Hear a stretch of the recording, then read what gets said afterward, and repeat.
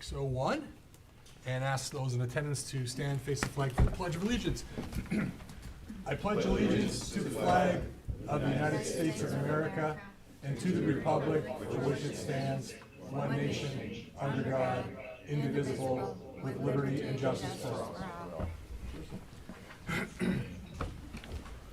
Thank you. I typically bring a prepared statement that I read to kind of set the expectations for the meeting, and I've forgotten it, and I don't feel like using my memory to try to regurgitate it. So I welcome everyone. I'll remind everyone this is a planning commission. We are appointed by the supervisor and confirmed by the township board. We've got the township planner, the township planning consultant, the township engineering consultant here in attendance this evening. Those of you who are here in the audience, welcome. We're glad you're here. Please make sure your cell phones or any other devices that you have are turned off. If you want to address the planning commission, don't do it from the audience. You'll be invited up here to speak at the podium. And when you do, please introduce yourself, sign in, and then we're going to have an excellent meeting tonight. So again, welcome. Next on the agenda is item D, review of the agenda. Mr. Roll call. Okay, roll call, sorry. Oh. I can't read tonight. Roll call, Mr. please. Galley? Here. Mr. Lochran? Here. Mr. Mazza? Absent. Mr. Patel? Here. Mr. Ritchie? Here. Chairman Savadat? Here. Ms. Tully? Here. Thank you. Next item is item E, public comment for items not You're on gonna do time. review the agenda?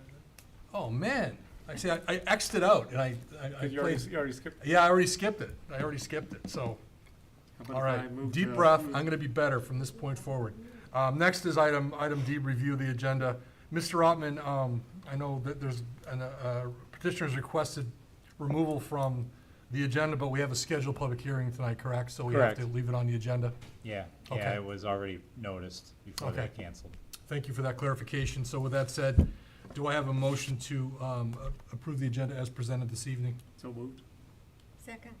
We have a motion and a second. We'll all in favor of approving the agenda as prepared this evening signify by saying aye. Aye. Opposed? Hearing no one, the agenda as presented is approved.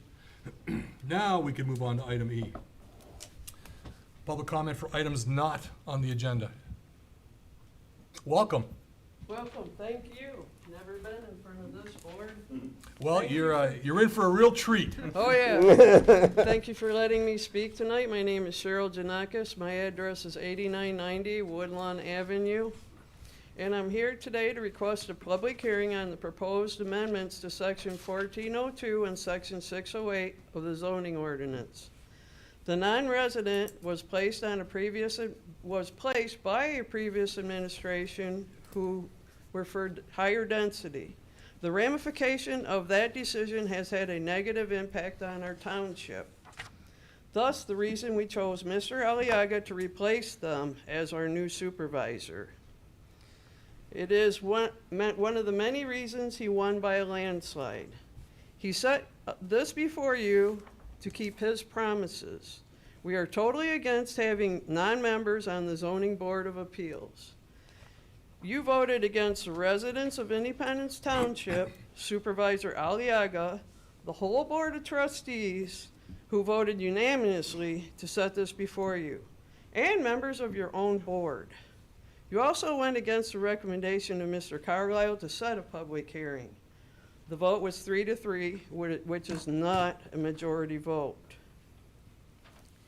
Mr. Ritchie flipped his vote because he voted yes on the Board of Trustees, but then he decided to change that. You, Mr. Sadavant, who sits on the chair in the Planning Commission of Troy all day, of course you voted no.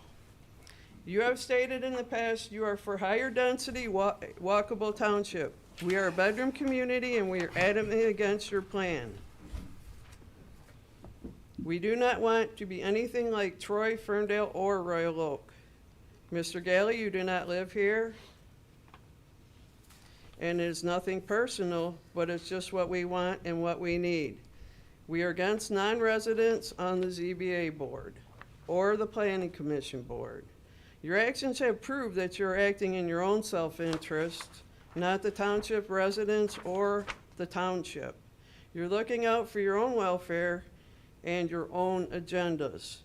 We are demanding a public hearing on this matter. We are taxpayers, and this is our township, and this is not what our township needs, nor is it what we want.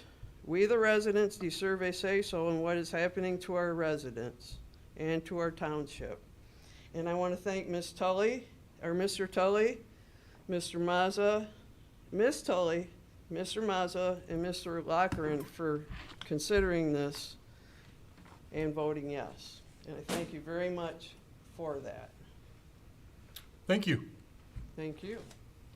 Is there anyone else in attendance who'd like to speak on an item that is not on tonight's agenda? Seeing no one, we move on to item F. F1 is a public hearing. It is PC file number 2023-003. Petitioner Leo Capital Investments LLC. The property is located on the east side of Sashabaw Road, north of Interstate 75, 7006 Sashabaw Road, parcel number 0822402004. Zoning is C1 local commercial. They are requesting plan rezoning overlay approval from C1 local commercial to PRO/C3 highway commercial. And it notes on the agenda also that the petitioner has requested removal from the agenda. Mr. Ottman? Yeah, this is a case that it's for a proposed hotel, and they're asking for plan rezoning overlay. The plans need to be adjusted significantly, so that's why they pulled this from the agenda. They plan to be back in the next month or two. So that's about all I can say. Okay. So because the petitioner has requested removal from the agenda, the petitioner is not here. However, it is a scheduled public hearing, so I'm going to open the public hearing. I will know too. I'm going to re-advertise it, so. I'm going to open it for anyone who didn't get the memo that it's postponed tonight, just in case someone showed up to speak on this item, so it is open. Would anyone like to speak on this item? Seeing no one, I'm going to close the public hearing. Do we have to take any action? Because it has been requested to be removed from the agenda, so we can just proceed accordingly? Okay. Yeah. Any discussion or questions on this item? No? Yeah, we'll see it again. Those who are interested in this item, stay tuned for notification for a public hearing upcoming. Next item is item F2, PC file number 2023-004. The petitioner is the Independence Township Department of Public Works, located at 6050 Flemings Lake Road, Clarkston, Michigan, parcel number 0821276003, presently zoned R1A, single-family residential. And the petitioner is requesting amended special land use and amended final site plan approval in order to construct a fueling station. Mr. Carlisle. Correct. The purpose of this request is that the DPW are to replace an existing fueling station that is, and Mr. McKee is here, by the way, in case you want to grill him on anything as a DPW director. But they need to replace an existing fueling station that exists at the DPW that is obsolete and creating some issues. And so therefore what they're trying to do is develop a new, modern, safe, environmentally safe fueling station. It is used extensively by township vehicles from that standpoint and is something that is necessary. The site plan that you have been provided with shows more or less a pull-in and pull-out facility with a canopy, a couple of pumps. All the setbacks from the R1A district in which this is located have been met. In fact, it's set back a distance from the roadway. Some of the comments, the only comments we had were the fact that I didn't think there's a substantial amount of vegetation along the road frontage there already. Obviously, we want to see that preserved and incorporated in the landscape plan. And then the second comment, and I actually had a discussion with Mr. McKee about this, I appreciated the variety of landscaping that his consultants provided on the site. But this is a DPW site, and there's going to be maintenance difficulty associated with some of the things that they are placing there. So therefore, I believe it's a lot better to reduce in this case, to reduce the diversity of materials, not necessarily quantities, but to reduce the diversity so that it minimizes some of the maintenance issues that they would have with some of the smaller shrubbery and things like that. Plus, the chances of the larger materials surviving and thriving is probably a lot better on a site like this. But other than that, the only other thing is we do recommend that the canopy lights be recessed. And of course, the new lighting standards actually, I think they're showing 3,000 K, and are you requesting 3,500? 3,000. 3,000 K, which is below the standard that we included. So the lighting, the light color of the LED lights would be fine, but if they extend below the canopy, they could potentially be visible from Fleming's Lake Road. So we would recommend that those be recessed. Other than that, we're recommending amended special land use and site plan approval. Any questions? Any questions for Mr. Carlisle? The fuel pumps, you said there were two. Correct. I assume you'll have diesel and regular gasoline. How many new storage tanks? There'll be 2 new above-ground storage tanks, each 5,000 gallons each, one for diesel and one for unleaded. Okay. Like I say, why don't you give a little history of what happened to the tanks and Sure. just kind of bring everybody up to speed. I don't know if everybody knows what's going on in that. Sure. The existing fuel tanks that are at the DPW right now, where all township vehicles come and fill up, is behind the building. They are underground storage tanks. They were installed in '94. They're double wall tanks, and we do our maintenance every year and get them inspected. Our diesel fuel tank, we discovered that we had the inner tank failed. So we actually had a failure. There's no spill that we know of, and we've checked and everything's good, but we've already had one of the inner tank fail on the diesel side. It's just a matter of time before the unleaded goes. So that's what really prompted this kind of a fast track on our part to get some design going and get in front of you tonight to get this done. The plans that you have in front of you tonight are to install above ground storage tanks because, I'm just not a fan of underground storage tanks. They're a problem and they're not environmentally friendly. The tanks that are in the plans right now, they're gonna be double wall tanks with secondary containment on the outside. We're gonna make sure that everything there is above board, to make sure that there's, no the chance of spill or anything like that. We really wanna make sure that that's safe for everything. I've got one more follow-up. Well, I was just gonna say, just one more piece of that. You've already mitigated the diesel tank. You pretty much abandoned that, and you've already got some temporary above-ground tanks Correct. there, right? We took them both out of service, and right now we have temporary above ground, they're big cubes in Just the to back. avoid any contamination of the soil and stuff. So we took those out, and part of the plan on this design is the old tanks will be removed. Everything's gonna be taken out of the ground, everything. So that's part of that would be part of the bid package for this. This isn't really a site plan question, but it just as a steward of the township money, how is township fuel tracked? Does each vehicle have a key card, or does each employee have a key card? How does that work? Yeah, currently the way the system is set up now, it is an older system, but an employee goes in and they'll punch in their code. They have their own personal code, they put a vehicle number and mileage, they type it in on a little keypad, and then they fill up their vehicle. We're gonna modernize that and take as much of that away as possible with this. We haven't really decided on what system we're gonna use, but one of the real nice ones that I have seen out there, and it's quite nice. It's like this little puck. I call it a little puck. It'll go around the fuel nozzle of all the vehicles. You just grab the pump, and when you connect it on there, it reads the OBD through the vehicle, picks up the mileage, everything, all the data, who's it assigned to, and will be recorded back through our data or through the network, because we're going to run fiber out there. Already have that stubbed out for this project, so we can get all that data, can come back. Each department can track fuel usage on a daily basis instead of us doing it monthly when we rebill. Currently, the way we do it now is we do a report and we rebill each department for their fuel usage. Yeah, and not saying that township employees would take advantage of it, but in that system, you kind of have to every once in a while check the mileage on the vehicle and say, hey, is this Absolutely. realistic? So it takes an accounting step out of it if you have the automatic. It does. Yeah. It really does. Other questions? Just my comment on the site plan.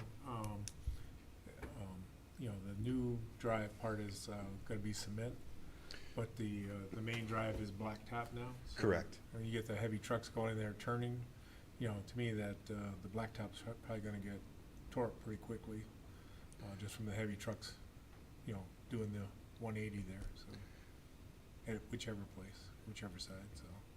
So I mean, at some point in time, the main drive's probably gonna have to be concreted as well, at least to that, to the loop area. So one of the other things that we did too in the design is we did take the largest vehicle the township has, which in this case is the fire department's Quint truck. That's their big ladder truck. It is the biggest vehicle that this township has.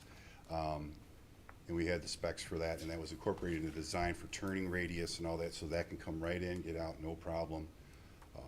Actually, and it's quite a big vehicle. I'm sure if you've seen it before, it's not much smaller than an 18-wheeler. It's a large vehicle, but there's plenty of room for that. So if there was a semi, if we did get a different fuel vendor or something like that that comes in with a big truck, they'll have no issues coming in, filling up the fuel tanks and making the turn to leave the property. I think one of the things we talked about the landscape and everything, I guess I'm a fan of screening it, because I guess what I don't want it to be is a distraction, especially like at night, when it's lit up and trucks, say fire trucks are there, so people driving on Fleming's Lake Road, if they're looking over there, you're right across the street from the high school, so is there gonna be high school kids walking on the street, or, you know, so I think the screening is important to keep it from being a distraction and maybe, you know, have an accident that we don't want as well. Do you think there's enough screening based on your comment? I think there's plenty of screening, but I guess I'm a fan of, I don't wanna Pull any out? pull it out Okay. or make it too, it's a kind of a double-edged sword. I think if you have too much screening, then it's like, hey, somebody's in there stealing fuel, nobody can see them, so. But it's here. Yeah. But I guess I'd rather err on the side of safety than theft and that Yeah. type of thing, or abuse. Yeah. So one of the other things we want to do, Mr. Carlisle mentioned the lighting, just to show it's going to be recessed lighting, and we kind of finalized on what we would like to put in there. It's flush. So, anything that's surface mounted birds like, and that becomes a problem right there. And also we're going to look into, the lighting will kind of, it's an option, to where we could go with, they actually go half power, so to speak. And then if a vehicle pulls in, then it can brighten up and be a little lighter. So when there's not being used, it's not like, these lights that are just kind of bright over there. It's something that we could do. We looked at that, so we were trying to make it, be friendly to the neighborhood as much as possible, although, there's not too many, there is some residential over there, so we just want to make sure that we're being good neighbors as much as possible, and that's too. Yes, ma'am. What's been done to improve security? The way I understand it, the fueling station is now in front Mhm. rather than behind the building. Yeah, And I saw you were making the fence taller. the gate, there's a gate on Fleming's Lake Road that is key card activated only, and everything is on that side of the gate. So you can't get through the gate unless you have a code or a card to get in through there. Fire department has, obviously, employees have that. So we're gonna have security cameras, obviously gonna be put out there too, because we're gonna make sure we're gonna monitor all that. The DPW property itself is all fenced in. We do lease a section of our property off to a company, a DTE contractor, that's gonna be just the west of there. We're gonna increase the size of the fencing along there.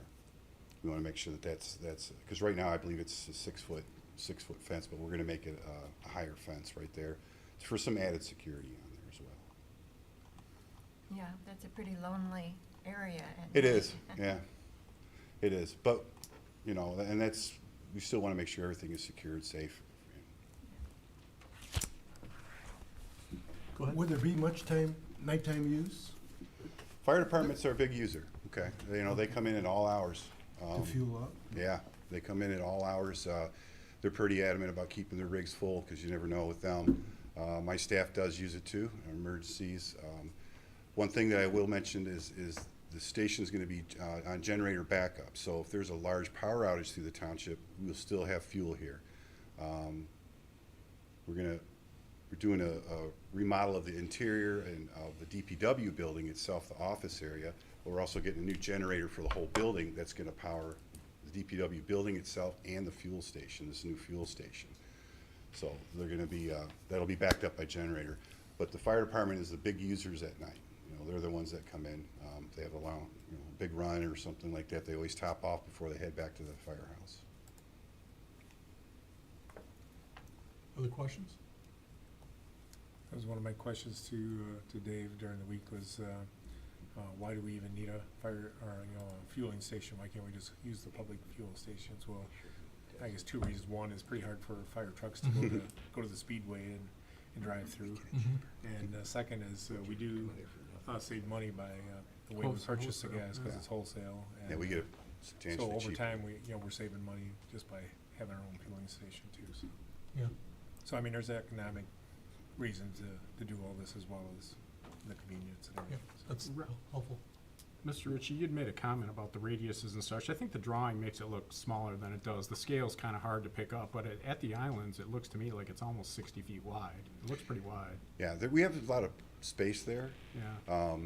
And there's gonna be a lot of concrete surface there, because that's one of the changes we made, because, you know, talking with Ron about, if it's blacktop in the big trucks, you know, Yeah. after a But I while, it think does it- tear that up. It's bigger than the drawing, kind of.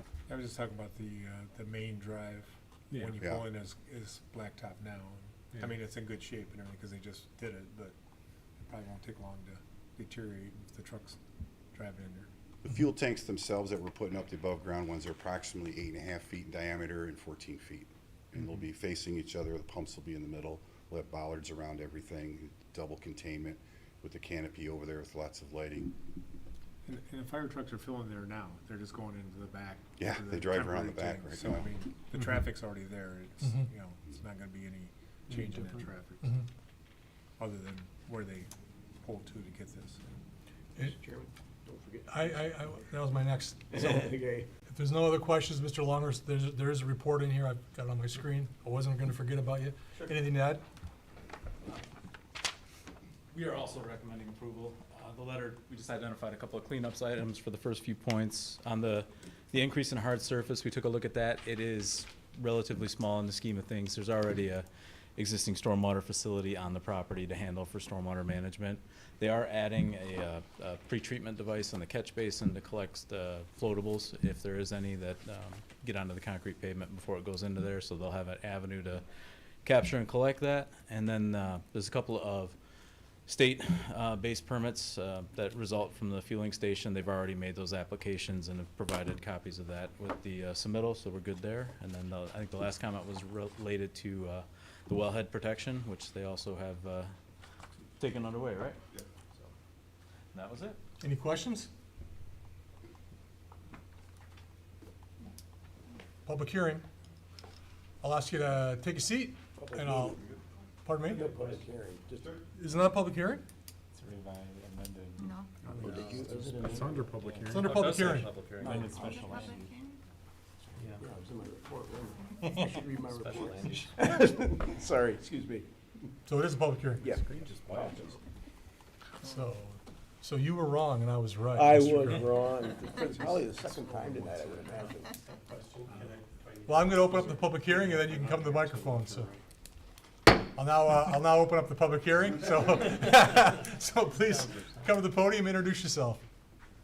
Hi, my name's John Morrison, live at 6140 Foxfire Circle. I'm in the neighborhood that's right behind the DPW property. Foxfire Circle is Clarkson Farms, so we're one of the closest residences affected by this. I wasn't aware of which is probably a good thing, of the volume of vehicles presently coming into fuel. That was one of my concerns, is about the potential for increase in traffic. You mentioned there's 2 pumps. What would the proposal and the rezoning allow for in the future? Would this be able to be expanded? Are we gonna get 4 pumps, 6 pumps? Is this the best spot for it? It's in the area. I mean, we're right across from a high school. You got all kinds of kids coming in and out of there, kids participating in athletics on those fields.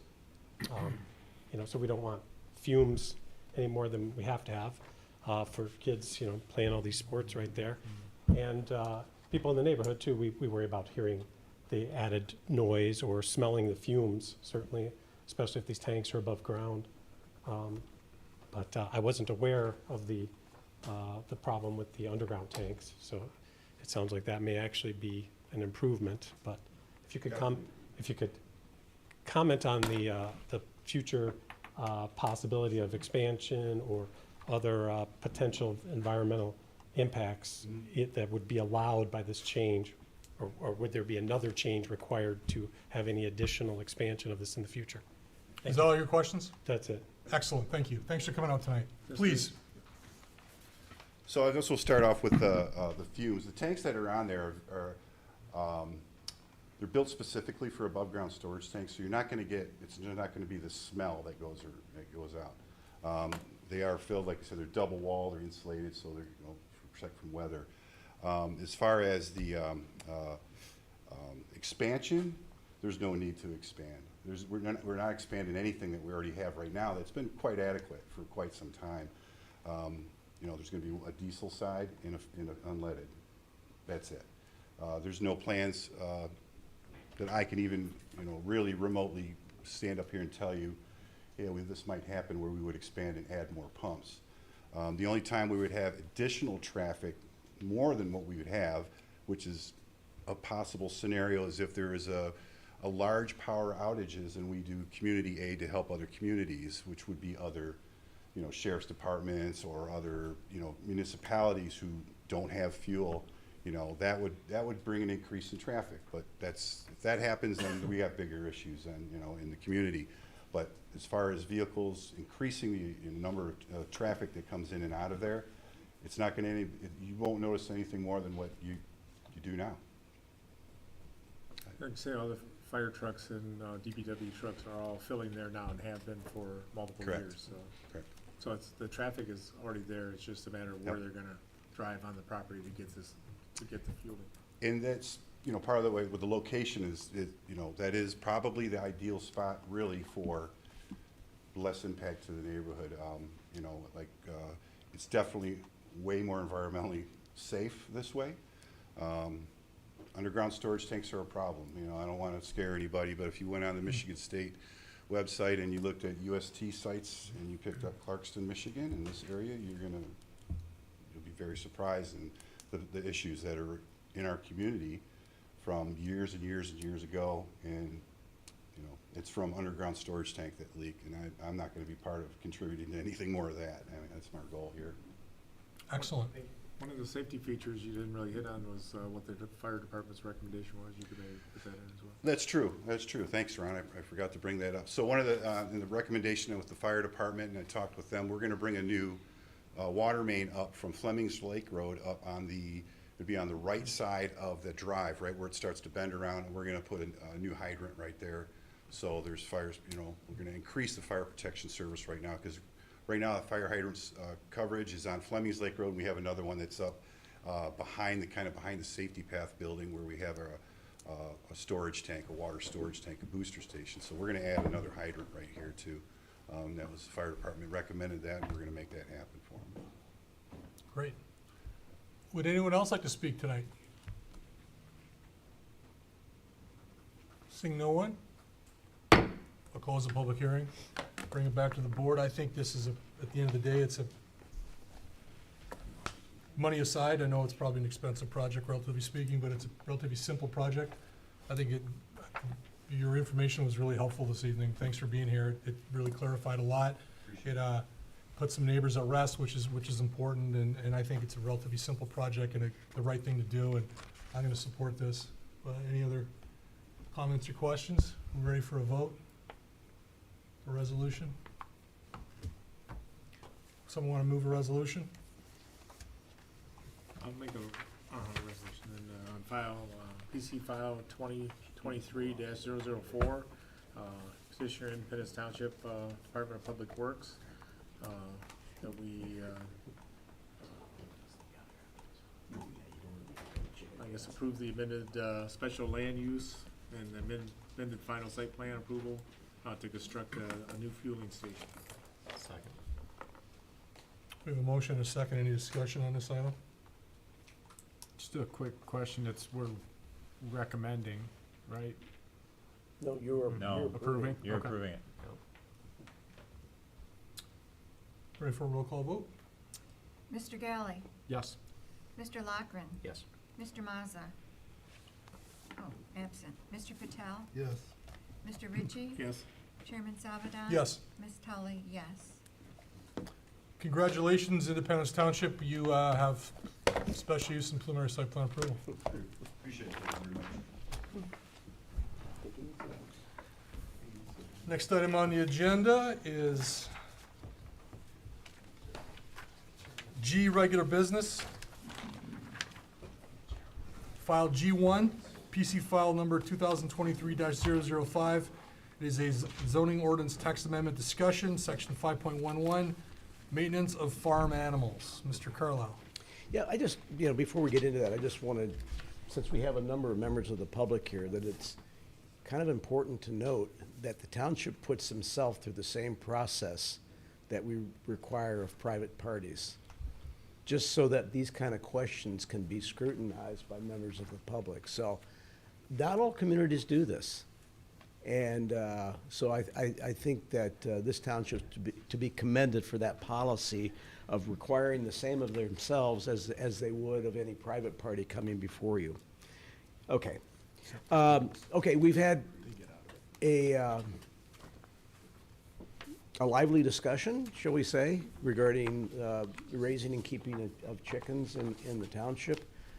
And part of the observation that we made is that some of the discussion had been taking place without, in some cases, full information, although I know that members of the public that have submitted information would compliment them on the thoroughness of the information that they did provide. This issue, we've had a lot of experience with it because this comes up in many, many communities that we represent. And the obvious reasons are that there has been sort of this movement afoot that some people, want to raise chickens as both pets and also for the benefit of producing, the food for themselves that they believe is important. There's obviously a lot of reasons why this becomes a lively debate, because there is the concern about things like noise, smell, things of that nature from chickens, other potential impacts if the chickens are not kept properly by the individual that has them. And then there's concern that is frequently raised that by doing so, you relinquish some authority because of the Michigan Right to Farm Act. And I can tell you that that's probably the least of the reasons why you should be concerned about this, because essentially they're providing guidance, but there's no regulation of this is not a farming operation that is subject to the Right to Farm Act, unless it is a legitimate farming operation. I think the other things that frequently we hear and we come up, and I raise these not to cast any negative light, but I just think that I raise these because these are the kinds of things that we frequently are presented with when this issue comes up in other communities that we represent. That it's the additional, the potential burden on enforcement of any potential ordinance language, resolving disputes between neighbors, all that kind of thing. That's another, issue that we frequently hear. But it is an issue where there's passion on both sides of the case, and therefore it's worthwhile for the township to be thinking about this and exploring that, and that's the spirit in which we have provided this information. One of the positive things about the issue itself is that because of the interest in it, there's more information about it. This has been an issue probably going on for 25 years in various areas. And so consequently, there's a lot more information, there's a lot more examples we can draw upon in terms of, reasonable regulations.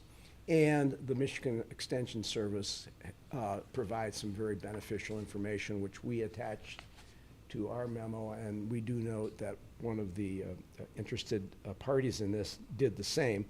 And there is an actual, we have used, the Extension Service more than once to speak about particular issues about raising of animals in this community. For example, when we changed some of our regulations related to equestrian use, we relied on information that we received from the Michigan Extension Service, one of their experts, equine experts. And so my office did consult with,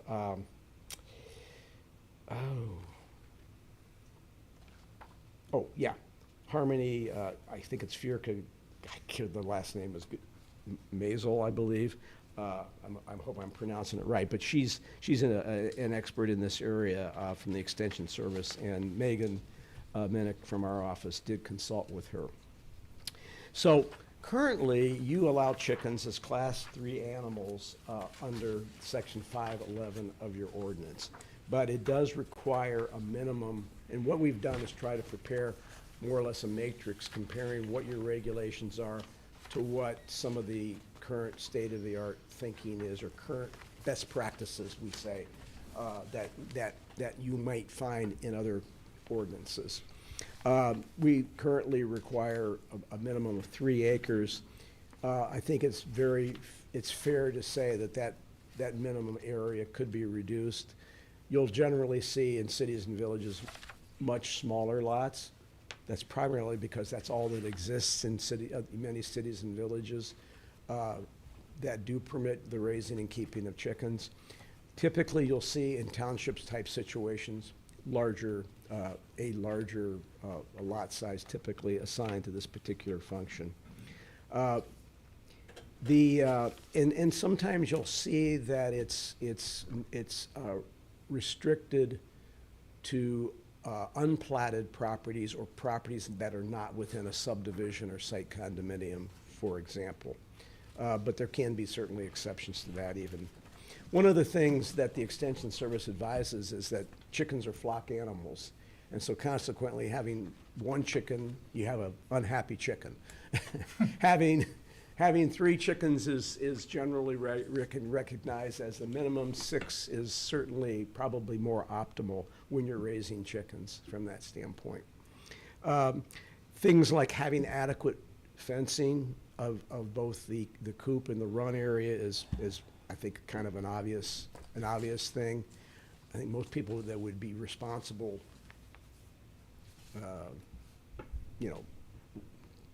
most responsible people keeping chickens would do that, would need to do that and want to do that anyway. What we frequently hear is how refuse and waste is handled.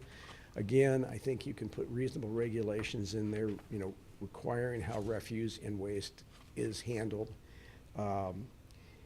There are what are called GAMPs that the Michigan Department of Agriculture publishes. That's called generally accepted agricultural management practices. That talks about the care and feeding of farm animals, and we can certainly make reference to those things because, again, those are considered more or less state-of-the-art type of management recommendations that's coming right out of our Michigan Department of Agriculture, and so I mean they are experts. Keeping a feed, making sure it's secure so that you don't attract other animals and vermin to the site, making sure that it's in enclosed containers.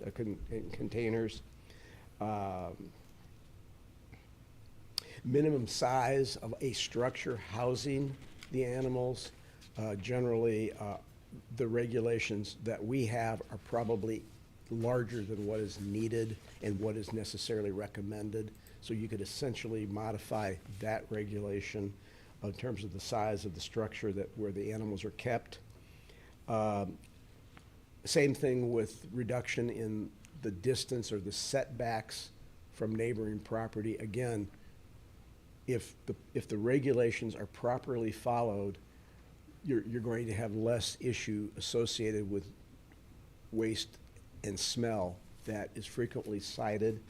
You know, I know that in some cases, some communities that are more of a city setting, 5 to 10 feet is in these ordinance. That probably in our community might be a little not restrictive enough. I mean, generally most of our lots are larger, that you could actually provide a greater setback so that it provides some assurance to the neighbors that it's not going to be a problem. You know, not having roosters, for example, is another way to control noise. And, you know, those are the kinds of things that you put into an ordinance requirement. There's also nuisance requirements that you can incorporate in the ordinance so that you have the means to enforce it. So if you were to decide to do this, there would really be 2 amendments that would need to be made. Well, one ordinance amendment and the creation of another ordinance that we could develop that would allow this activity to take place. The first is we would definitely have to modify this section of the zoning ordinance because it is what is creating, why it's currently restrictive. So those modifications would have to take place.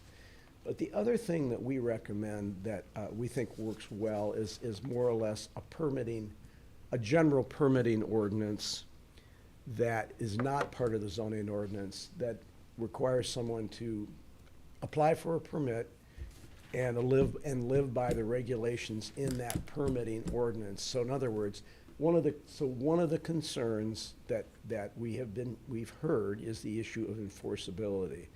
If you have a permitting ordinance that's outside of the zoning ordinance, it's more or less a land use permit to allow this activity. And if there are complaints or, you know, known problems, it makes it a lot easier for our township to enforce those regulations.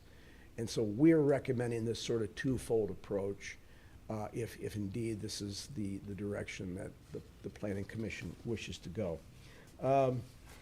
There's, you know, we prepared for you, we provided you with an example. I mean, there's a list of communities that permit them. There's a list of communities that don't permit them. I mean, it's you know, actively debated in many areas.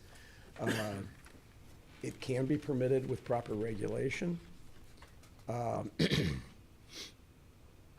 just be candid about this, it's been our experience that even when these types of ordinance allow it, in other words, more permissive ordinances, you may have a lot of people that express an interest in it, but not very many people that actually do it. It's, as probably some of the people here that are proponents, it's work. And, you know, you have to really understand what you're getting into. And, but generally, what people decide to do it that are, you know, proponents of it, the kind of management practices that we're talking about are exactly the things that come out of the Department of Agriculture and generally make a lot of sense to the people who are raising the chickens. So, but our experience has been that it's you know, it's attractive to many people, but eventually when they understand the full scope of the entire, what they, you know, what it entails, a lot of people lose their fervor for it sometimes. But that's no reason not to do it. So, you know, my point of all this is that you can do this. You can allow it on smaller parcel sizes than what we currently allow. We've provided a couple of examples of work that we've done in, I don't think we wrote the ordinance in Berkeley, but it's an example because it's a much smaller lots. But I also provided you with Ypsilanti Township, where we did write those regulations. And to the best of my knowledge, neither in Ypsi Township, there haven't really been any issues associated with the regulation of this. So I hope this is helpful, and happy you know, to answer questions and take direction from the commission in terms of what you would like to do. So, I'll start. I think this is excellent. You did a really, really nice job on this, Dick. There's a lot of good thoughts in here. My feelings are, I've been paying attention to the back and forth since it was first brought up at Planning Commission, and so I've heard from the side that's interested in allowing for chickens in residential areas on lots that are smaller than currently permitted. And I also have heard the concerns of Mr. Ottman from an enforcement issue, and I agree with both. And I think zoning, one of the ways I describe zoning is it's a balance of property rights. So I think there's a potential to get a balance here that's gonna provide a win-win for everybody, in my opinion. And I think this white paper does a really good job of kind of outlining some of the things. So one of the ideas I really like is the licensing ordinance, in addition to any potential zoning ordinance text amendment, because it provides extra teeth to enforcement. When someone's in violation of their permit, or they don't have a permit, they can be directed to get a permit, and then there can be an annual review, and it can provide more teeth for enforcement, because the goal is that if anyone has backyard chickens, that they don't negatively impact the neighbors. So that's I think there's a potential here, and I would support it only if there's a text amendment as well as a license/permit. That's the only way that I would support it, but I would support something like that. I also circled about 10 times no roosters. Roosters are a problem. And I also like the idea, I think there should be a maximum number of chickens, a reasonable maximum number of chickens. I don't think someone should have 100 chickens on a smaller parcel. 10 seems like a good number. 6 to 10 is reasonable in my opinion. But the enclosure idea, I support the coop. I can't emphasize enough no roosters. But I support going down to no smaller than an acre, if and only if there's the additional license or permit or whatever we call it, as well as standards that I mentioned earlier on. For those in the audience who are here this evening, we'll open it up. Just bear with us here. So that's my opinion, but I'd kind of like to get a temperature of the room here. That's why we're here tonight. I think one of the things that came up at the township board meeting was, if you go to an acre, is the acre gonna be like a usable acre, or what happens if part of that acre is like underwater or swamp or wetlands, whatever? So so you have less property for the chickens to move around on and stuff, so how do you consider, usable 1 acre too as well?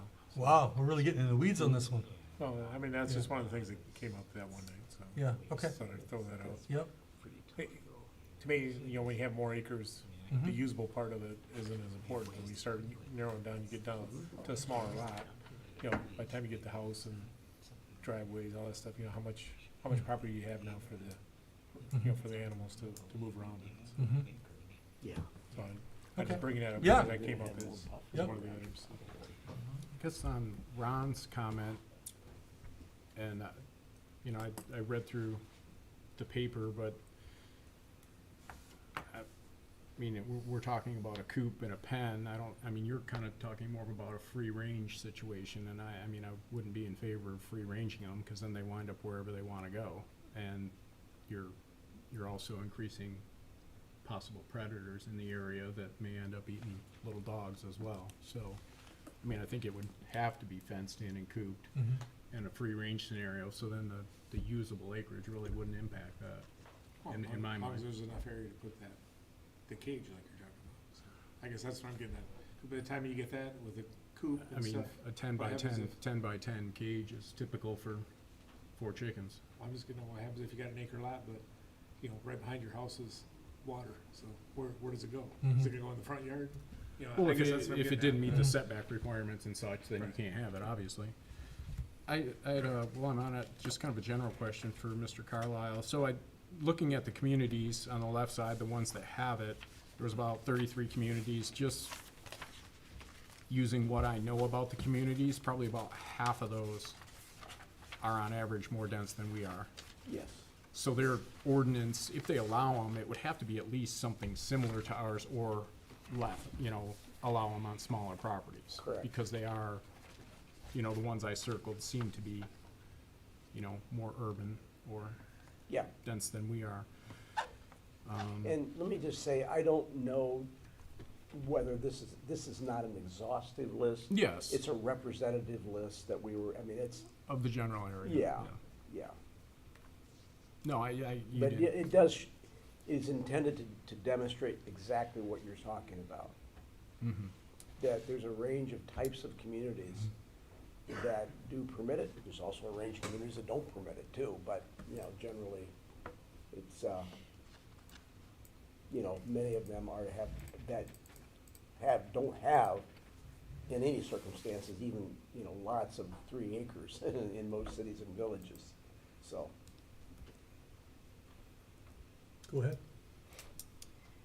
The only way I see that this can work is if all the chicken owners are responsible and follow the rules and do the work. And so I was wondering, Brian, what our experience has been in terms of how people follow the rules and keep the area clean and all that. Well, generally, we've gotten complaints about typically roosters that make the noise, and then we go out and investigate, and we find that there's chickens associated with it, and then it's a very simple process for us. We come back, check the parcel size, and either meets it or doesn't. And, but yeah, I mean, I can tell you, there's probably over 100 people, at least, properties that have chickens in this township already. So, it would be a challenge to start some sort of permitting process, because what about everybody who's already got them?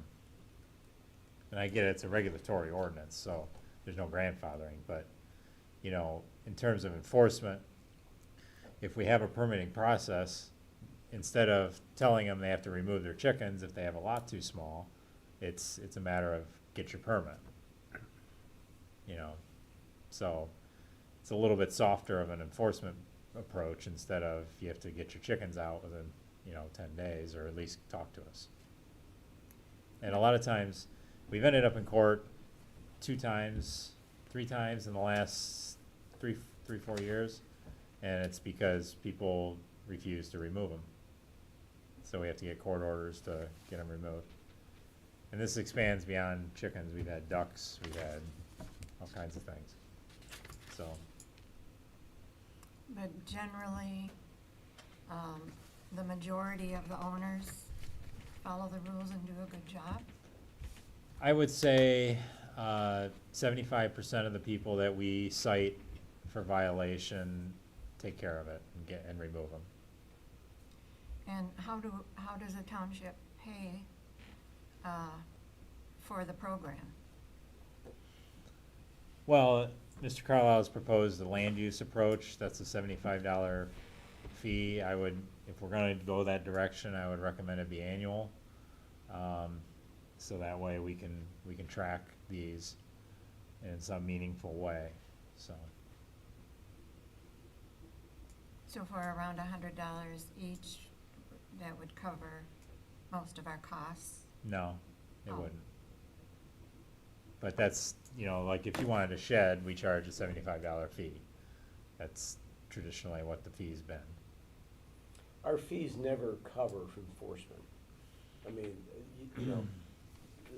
zoning enforcement is a value is a community standards value that the township board agrees to fund. In some cases, some fees cover it, but generally, I don't know of any community that funds their enforcement effort from fees, from that standpoint. We I don't, mean, I'm talking about general community, I'm not talking about like building department standards, I'm talking about nuisance standards, so. Right. I think we issued over 50 tickets last year, and each person paid a $300 fine. That doesn't even remotely cover. No. what our duties are, not to mention the fact that you have a prosecuting attorney, you know, so. once 50 you get- tickets in general, not 50 chicken tickets. No, no. No, this is not just 50, chicken it's stuff. just 50 general. tickets You in know, general that's- General for stuff. It's, yeah, I'm ordinance speaking violations. to the fact that, of covering costs. So it's a taxpayer expense in the end. Yes. So is enforcing the junk cars. Yep.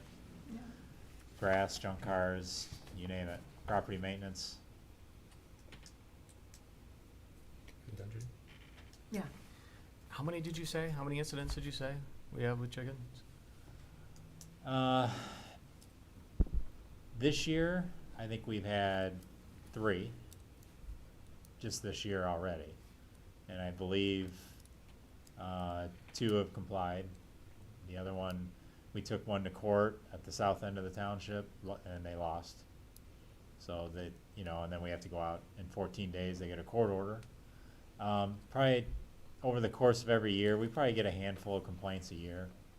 We get about 20 to 30 animal complaints in general, and then, because we track all that through GIS mechanisms, and then we break it down to chickens, you know, it's, that's another subcategory, so it's probably half dozen a year. And are those violations from, like the regulations we have, or those just people were complaining and these were actual conforming locations? There are people complaining, and almost Something always it's a lot that's smaller than 3 acres. So I know a lot about, I know nothing about a lot of things, and chickens are definitely one of those.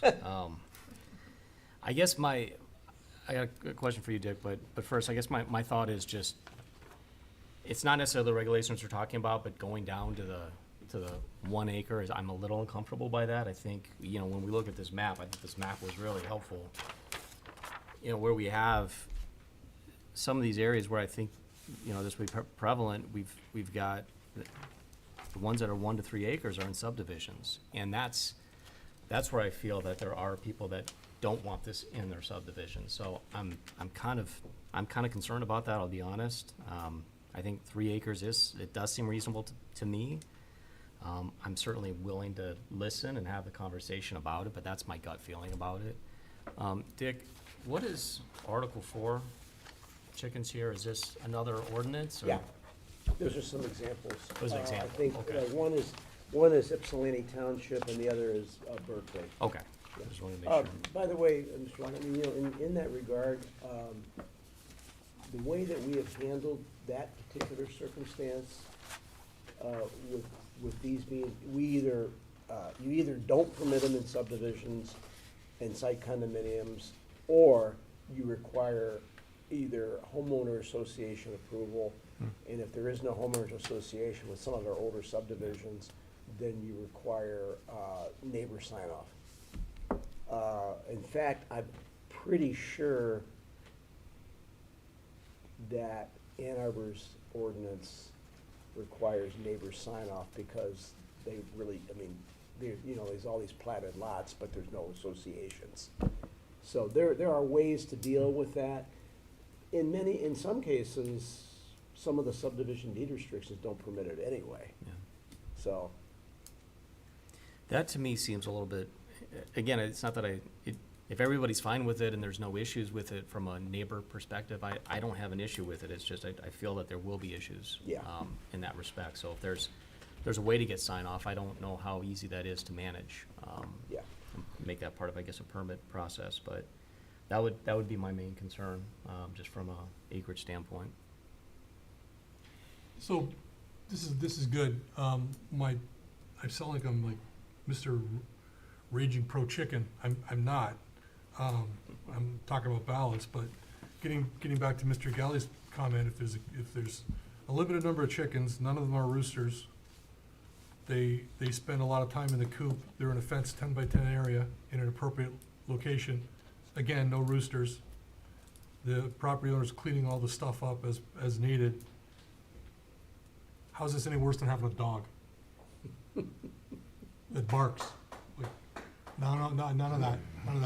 We don't. I appreciate you being here, but we don't. No, none of that. You know what I mean? 10 Like- dogs.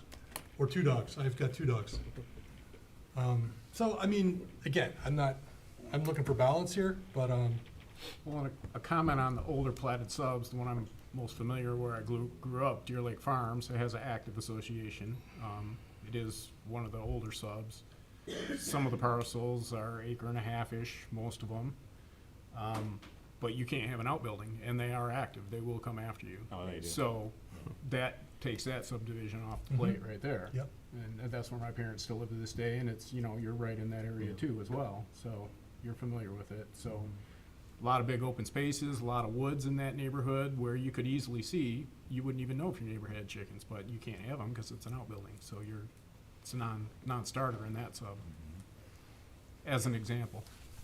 yeah, and that's where I think the licensing comes in. The goal is to have responsible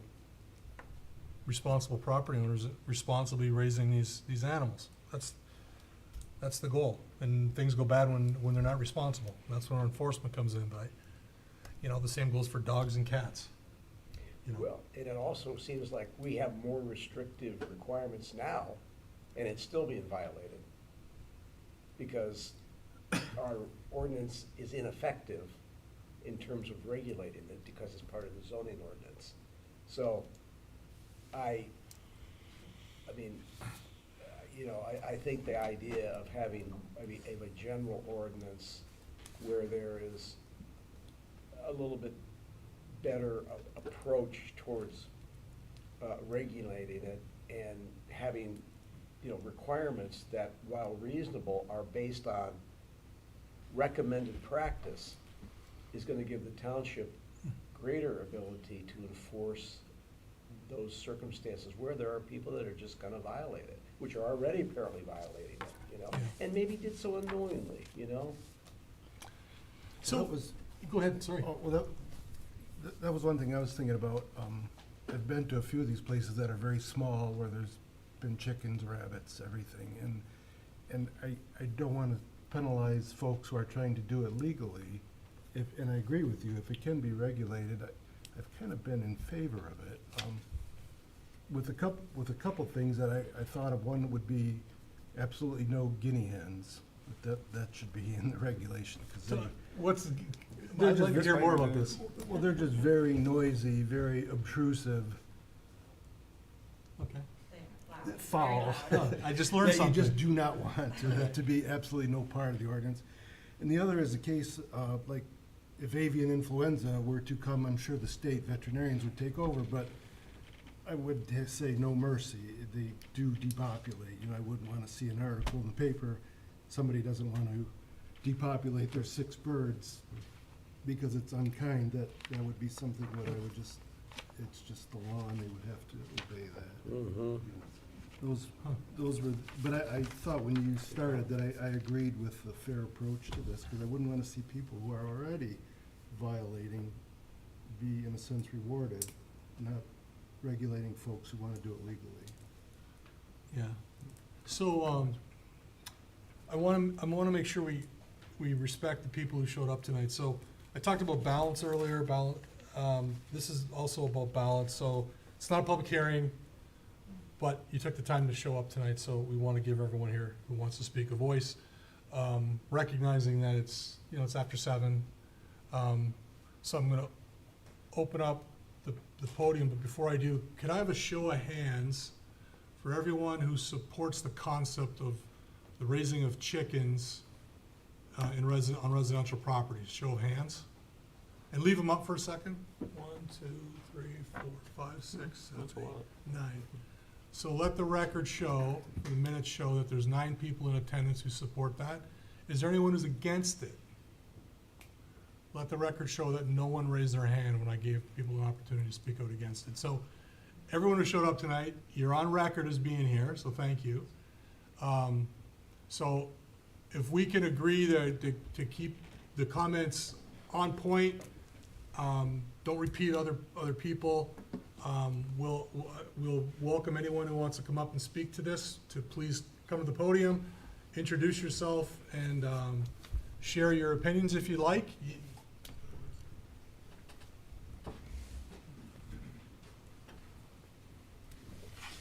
My name's Darren Bills. I've been to a few of these, and I just wanted to reaffirm to you that most people who do get chickens, I mean, if you get chickens and you don't maintain them properly, you're not going to have chickens.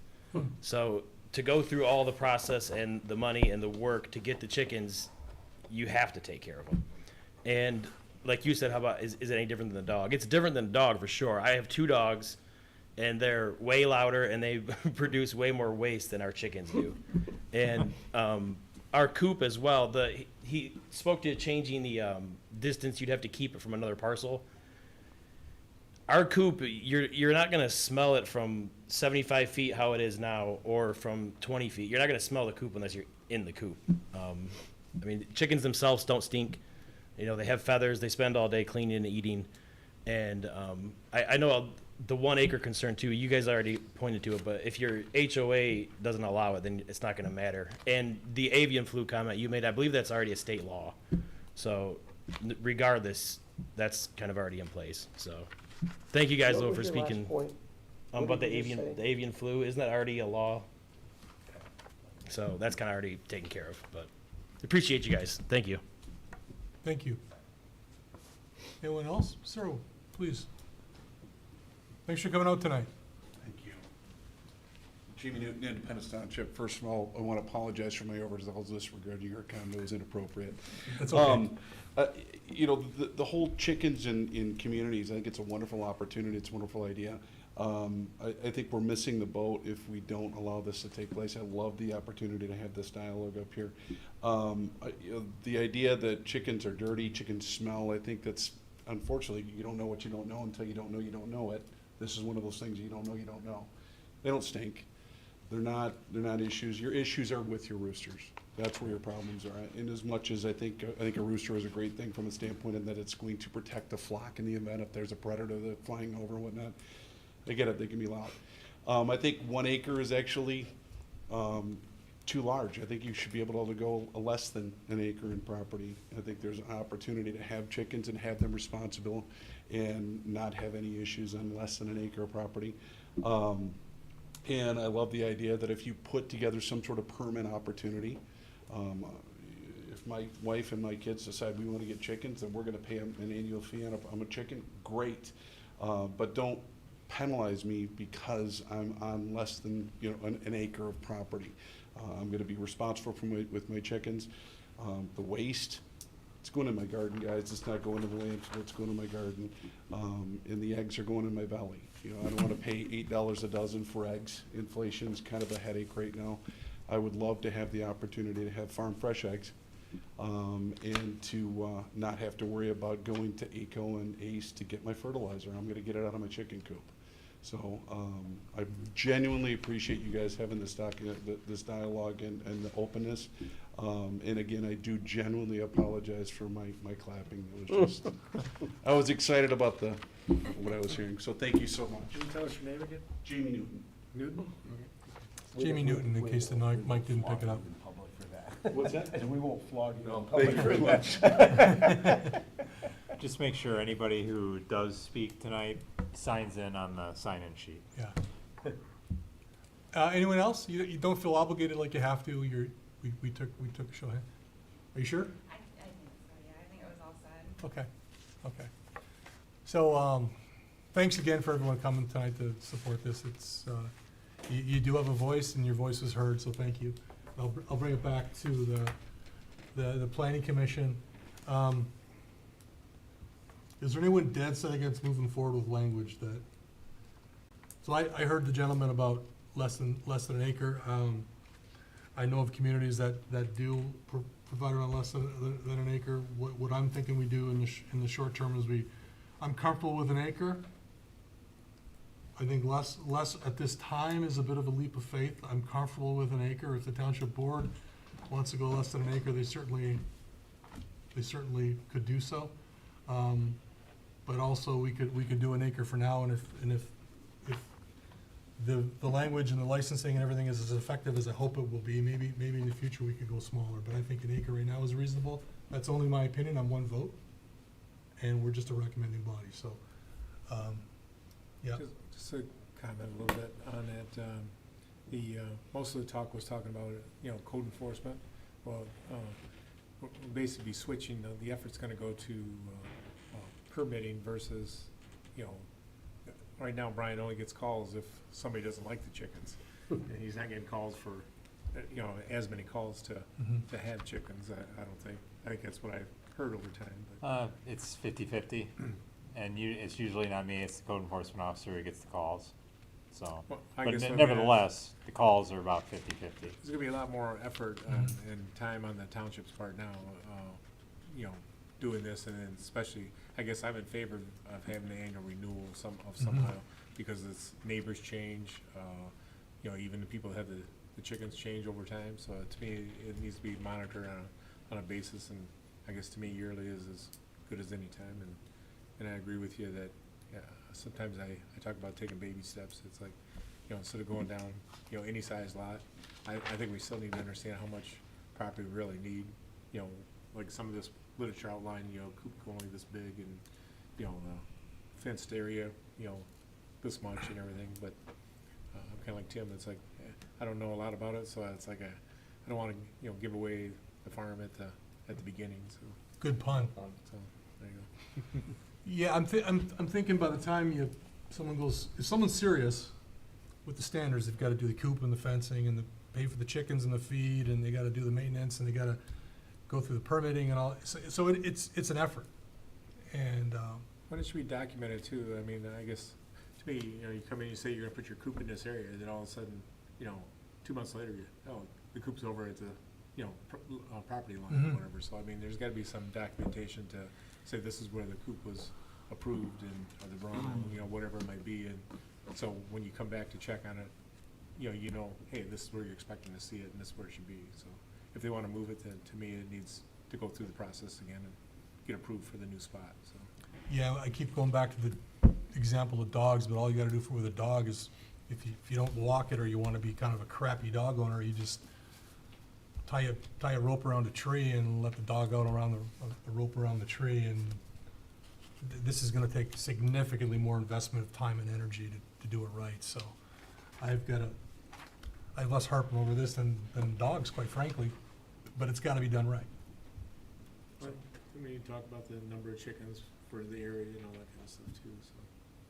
But I mean, I think it could be done, it just needs to be outlined, so. I think we have data we can rely upon. That's the good part, I think, you know. I think come back to the commission with some options perhaps in the language. Yeah, just you said you've worked with some communities that you did pass an ordinance, that had a licensing component. How many people actually came in and applied for the license? I mean, I appreciate Ron's concerns, but is there gonna be 1,000 people on day one saying, I want a chicken coop? I think no. Same thing with I will sheds. be shocked if that's the case. I would love to have, It's, you know, chickens out in the general population right now of our township are not any different than people with sheds who never got a permit. yeah, So Yeah. it's essentially being treated the same way. You know, it's to be the same permit, it's just, you know, you have to demonstrate on an aerial photograph where you're gonna put the, you know, things and in relation to the property lines. It's, you know. And nobody tell my wife that I made the comment about not having chickens on less than an acre, because we have a little bit less than an acre and she wants chickens, so don't tell her I said what I said. Fortunately, it's on YouTube right now. You're busted. Busted. So do you have enough to I work with? do. I mean, I think I have a good sense of where to go on this, and obviously the devil will be in the details when we submit this to you, but I think I have enough to go on here to provide you with an approach that I think is gonna be workable. I think one of the things, you know, we bring it back before we, you know, go to vote on anything, to me, I guess, as a board, I'd like to get maybe a little more education, because I'd like to, like, how big does the coop have to be for how many chickens you have and that kind of thing? It's like, you know, if we're gonna have less than 1 acre, say it's 3/4 of an acre, and I got 50 chickens, it's like, Yeah, you know, no. does that fit in the same size coop as 3 chickens, or, you know, that kind of stuff? Little Most educational. ordinances limit the number of chickens, and the information that we supplied from the Extension Service recommends the size of a coop that you would need, which is be smaller than what we currently allow, but is adequate, is an adequate size, for what they recommend. They recommend it's adequate size for the proper care of the chickens. Find something saying we just make sure go over that. Yeah. Educational wise and everything, so. Sure. Okay. Good, good dialogue. Thank you again for everyone for coming out this evening. It was very helpful hearing some comments, so. We move on to item H, approval of minutes I'd like to say something, please. on item H or on? No, on the subject we were talking Oh, about. sure. No, I just want to say that when we make the rules, or whatever they are, we have to be thinking about people next door that don't have chickens. So we need to be Right. protecting everybody. Yep, That's all. balance. Yep. Yeah, and I think he had made the comment in smaller parcel areas, they sometimes require neighbor sign off each year for the permit. HOA and neighbors. I thought we're moving on, but that's a good question. So my problem with that is, if you could have two properties there, you have a neighbor in common, so it's one, two, three properties in a row. The middle guy likes the neighbor to the right, but the middle guy doesn't like the neighbor to the left. And they propose exactly the same thing, and the middle guy signs off on the guy on the right, but doesn't sign off on the guy on the left. So one gets chickens and one doesn't, so it's arbitrary. We and gotta be. I don't like that. Yeah, we'll be careful. We gotta Yeah. be careful about it. So I hear what you're saying, but Yeah. it's arbitrary. Yeah, well, I'm just thinking, suppose a neighbor wants to sell his house, Yeah. so we just have to be Yeah. careful about how it's done. Yep. That's why I was talking about the annual renewal, because neighbors Yeah. change, the people that have Yeah. chickens change, it's like, so. I agree 100%. It's gotta be a balance. So. Anything else? No. H1, approval of minutes, regular meeting minutes of March 9th, 2023. Do I have a motion to approve as submitted, or do we have any changes that someone wants to suggest? I Judy's move okay for with it? approval of the planning commission meeting minutes of March 9th. Is that right? Yep. March 9th. Support? Motion and a second. All in favor of approval signify by saying aye. Aye. Opposed? Abstentions? I abstain, I wasn't here. We have one abstention, so the motion is approved 5-1.